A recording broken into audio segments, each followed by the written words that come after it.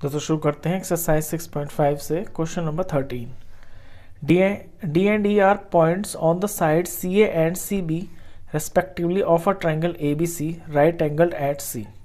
देखिए एक ट्राइंगल है जो सी के ऊपर राइट एंगल है। सबसे पहले ट्राइंगल ही बना लेते हैं।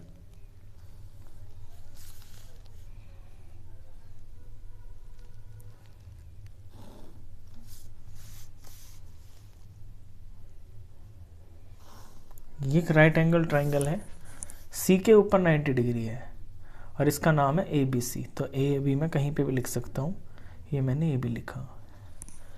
आगे कहता है डी ई जो है ना वो पॉइंट्स हैं सी ए पर और सी बी पर, यानी सी ए के ऊपर एक डी पॉइंट है, तो ये सी ए है, यहाँ पे आपका कोई डी पॉइंट है, और ई आपका बी सी के ऊपर है, यहाँ पे कोई पॉइंट ई है। Prove that A E square plus B D square is equal to A B square plus D E square. और आपको ये प्रूफ करना है, टू प्रूव में है A E square plus B D square is equal to A B square plus D E square. ये आपको given है और ये आपको टू प्रूव करना है। अब देखिए टू प्रूव पे ज़रा ध्यान दें आप। ए ई स्क्वायर है, यहाँ पे ए ई तो नहीं दिया हुआ, तो यानी आपको ए ई को ज्वाइन करना होगा। तो ए ई को हम ज्वाइन करेंगे। फिर इसमें है बी डी स्क्वायर, बी से डी, इसको भी आपको ज्वाइन करना होगा।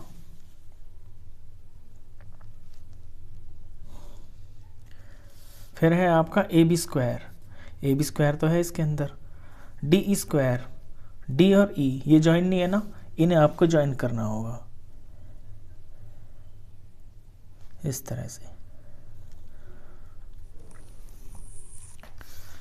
तो इसमें ये कंस्ट्रक्शन भी है, अगर इसे लिखें construction join A E B D and D E, इन्हें आपको ज्वाइन करना है। अब प्रूफ में आपको टू प्रूफ में दिया हुआ है A E square B D square.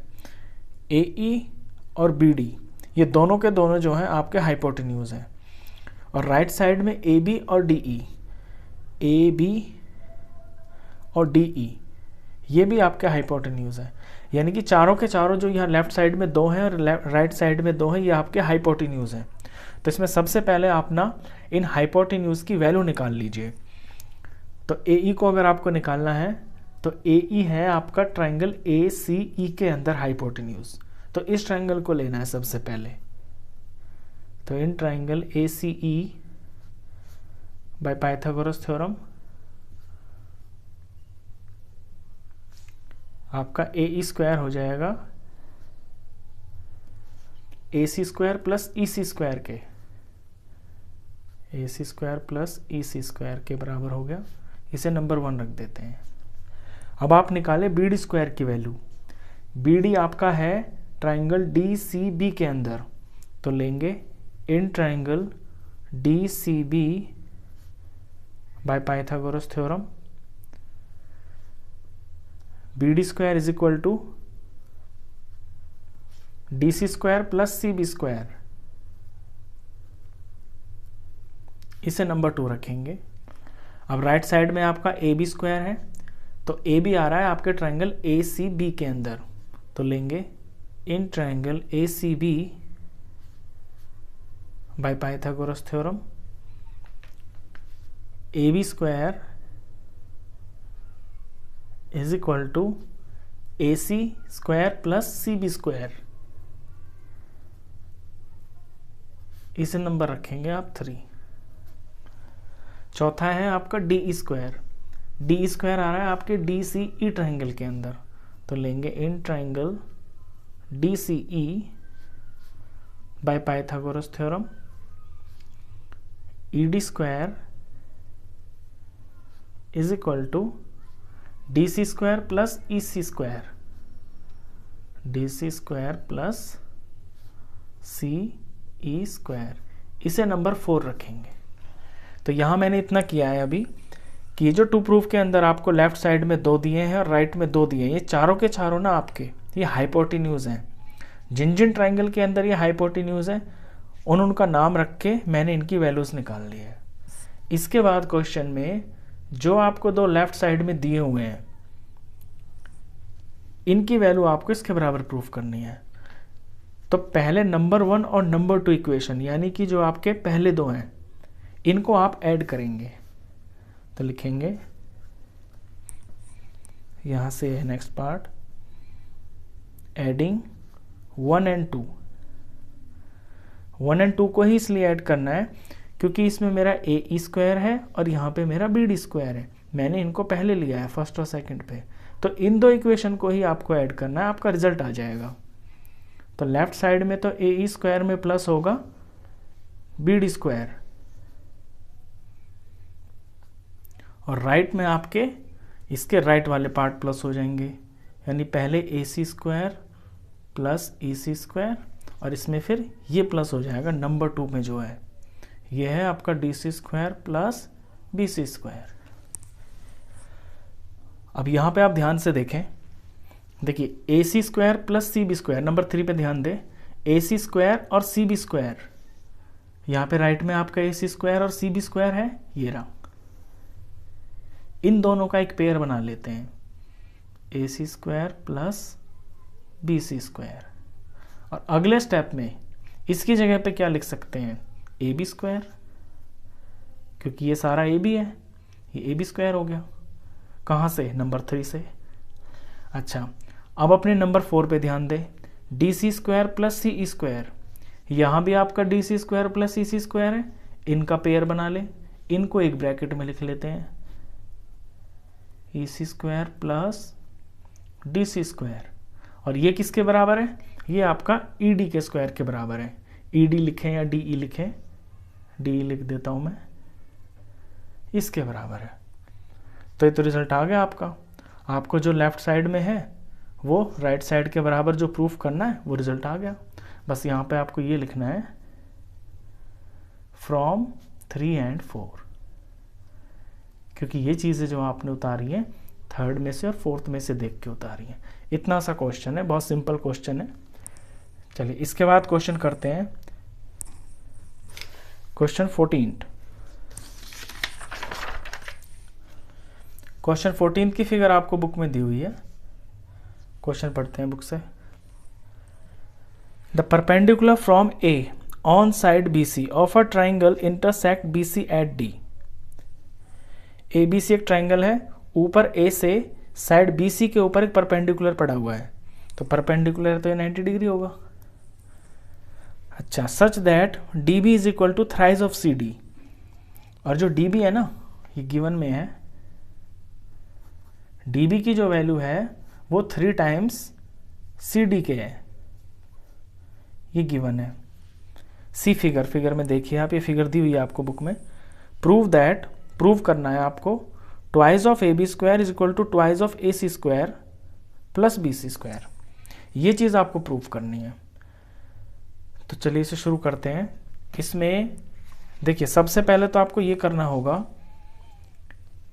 कि ये जो आपका सी डी और डी बी है इन दोनों को आप बी सी की फॉर्म में करेंगे क्वेश्चन में। ये आपको याद रखना है कि किस तरह से सवाल की शुरुआत करनी है। तो अपने गिवन से उठाएंगे।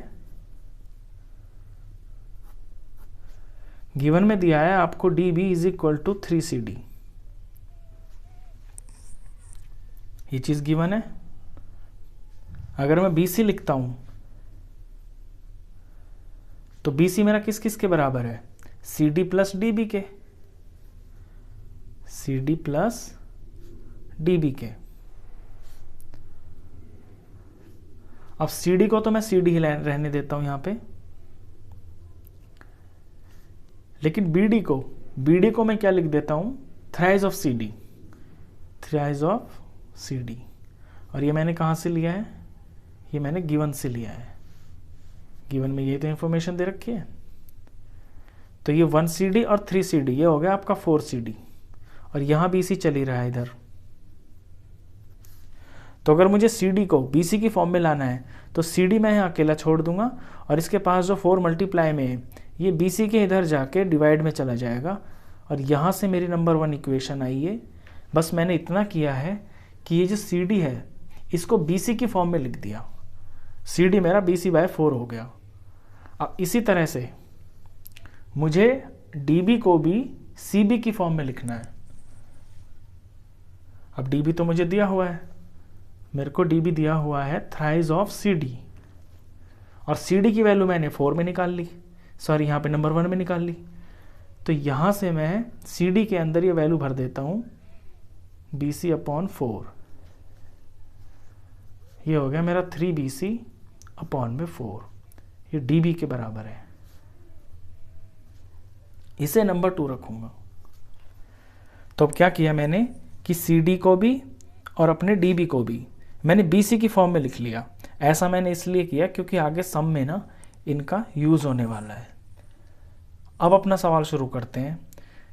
देखिए आपको दिया है ए बी स्क्वायर और ए सी स्क्वायर और B C square. A B square आप देखेंगे यहाँ पे एक राइट ट्राइंगल बना हुआ है ए डी बी, उसका हाइपोटेन्यूज है। ए सी स्क्वायर आप देखेंगे यहाँ एक ट्राइंगल बना हुआ है ए डी सी, ये इसका हाइपोटेन्यूज है। और बी सी जो है ये किसी का भी नहीं है, ये ऐसे लिखा हुआ है। तो जब आपको 2 हाइपोटेन्यूज दे रखे हैं इसके अंदर, यानी कि आपका पाइथागोरस थ्योरम लगेगा इसके अंदर। तो इन 2 ट्राइंगलों को आपको यूज़ करना है और सबसे पहले मैं बड़े ट्राइंगल को यूज़ करूँगा। तो ट्राइंगल को लिखूंगा मैं ए डी बी। तो in right triangle A D B by Pythagoras theorem मेरा ए बी स्क्वायर की वैल्यू आ जाएगी A B square is equal to A D square plus T B square, और इसे मैं नंबर 3 रख देता हूं। अब इसी तरह से मैं ए सी स्क्वायर की वैल्यू निकालूंगा अपने ए डी सी ट्राइंगल में। तो लिखूंगा in right triangle A D C by Pythagoras theorem A C square की वैल्यू हो जाएगी A D square plus C D square, A D square plus C D square. इसको मैं नंबर 4 रखता हूं। अब क्या करना है कि आपको नंबर 3 में से नंबर 4 को सब्ट्रैक्ट करना है, क्योंकि ये आपकी बड़ी वैल्यू है। तो ये क्वेश्चन का यहाँ से सेकंड पार्ट था, ये फर्स्ट में करना है आपको, फिर आपको फाइनली यहाँ से करना है। अब लिखेंगे सब्ट्रैक्टिंग 3 माइनस 4, थर्ड में से 4 को माइनस करना है। तो लेफ्ट साइड में तो आपका लेफ्ट वाली चीज़ें आएंगी, यानी ए बी स्क्वायर में से माइनस होगा आपका ए सी स्क्वायर, और राइट साइड में राइट वाली। तो थर्ड इक्वेशन में आपका A D square plus D B square लिखा हुआ है, और माइनस करना है ये सारा, क्योंकि ये 2 टर्म है तो आप इन्हें माइनस के बाद ब्रैकेट में लिखेंगे प्लस सी डी स्क्वायर। फिर से रीराइट करते हैं, तो A D square plus D B square minus, अब माइनस इससे टकराएगा तो ये ए डी माइनस का हो जाएगा, माइनस ए डी स्क्वायर, फिर माइनस प्लस माइनस हो जाएंगे सी डी का स्क्वायर।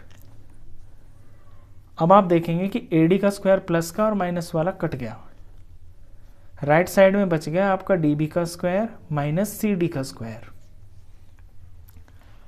अब यहाँ पे क्या करना है, देखिए नंबर 1 और 2 में मैंने सी डी और डी बी की तो वैल्यू निकाली है, बस उसी को वहाँ से उठा के आपको यहाँ पे पुट कर देना है।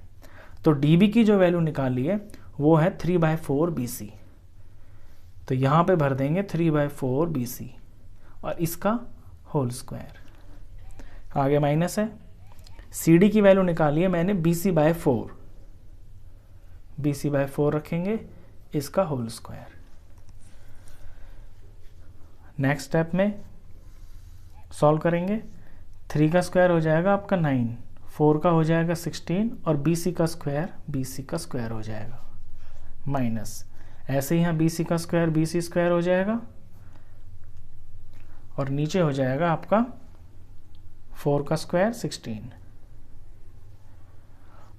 अब नीचे 16 है दोनों में, यानी एलसीएम तो 16 ही रहेगा, तो 16 का तो उतार लिया 16।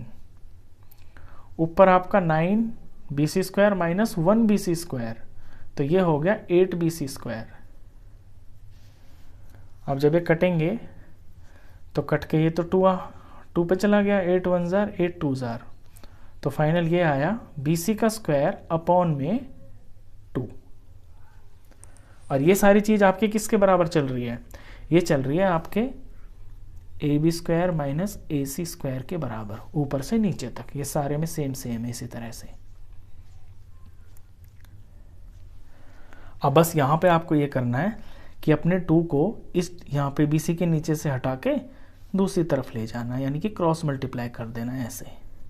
तो जब ये 2 इधर जाएगा तो बारी बारी से दोनों से मल्टीप्लाई करेगा, तो इसे क्या बना देगा ये 2ab² माइनस ये 2 इसमें भी लगेगा तो ये बन जाएगा माइनस 2ac², और इधर क्या बचेगा? सिर्फ bc², BC के ऊपर स्क्वायर है ये ऐसे। अब इसके बाद रिजल्ट लाने के लिए आपने देखा यहाँ पे ये आपको चाहिए, ये सारे पॉजिटिव में चाहिए, यानी कि 2ab² को आपको अकेला करना है। तो 2ab² को बिल्कुल अकेला छोड़ दीजिए आप, ये 2 ये ab² लेफ्ट में रखना है, इज इक्वल टू राइट में आपका ये जो माइनस का 2ac ये चला जाएगा, तो इधर जाके प्लस हो जाएगा 2ac², और bc तो है ही अपने राइट साइड में bc²। ये आपका रिजल्ट है।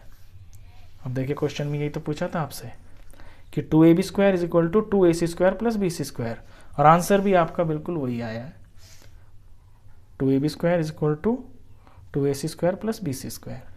तो हैंस प्रूव्ड। ये आपका 14th क्वेश्चन था। इस वीडियो में बस इतना ही। आई होप आपको ये दोनों क्वेश्चंस अच्छे से समझ में आए होंगे। वीडियो अगर अच्छा लगा हो तो प्लीज़ इसे लाइक करना, शेयर करना, और 10th क्लास का कंप्लीट मैथ्स पढ़ने के लिए आप इस चैनल को भी सब्सक्राइब करना। Thank you.